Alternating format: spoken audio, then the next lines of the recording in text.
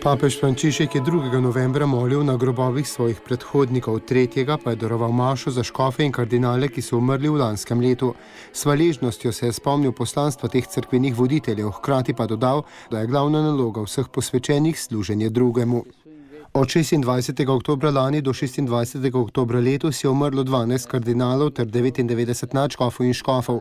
Papež je spomin in molitev zanje izkoristil tudi zato, da duhovnike povabi k obnovi tega, kar je bilo poslanstvo preminulih, to je biti ponižni služabniki.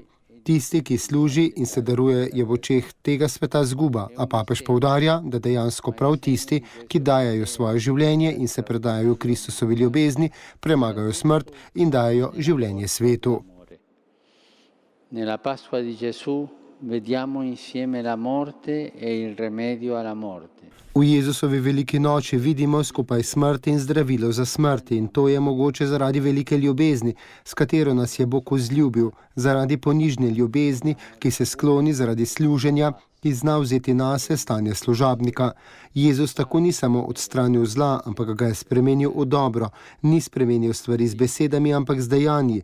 Je navidezno, ampak v bistvu, ne površinstvo, ampak v korenini. Iz križa je naredil most v življenje, je izpostavil sveti oče. Kot je dodal, lahko z njim zmagamo tudi mi, če le izberemo ponižno ljubezen, ki služi, ki ostaja zmagoslavna za večnost. To je ljubezen, ki ne vpije in se ne uveljavlja, ampak zna čakati z zaupanjem in potrpežljivostjo, kajti dobro je čakati v tišini na Gospodovo rešitev, je poudaril papež Frančišek.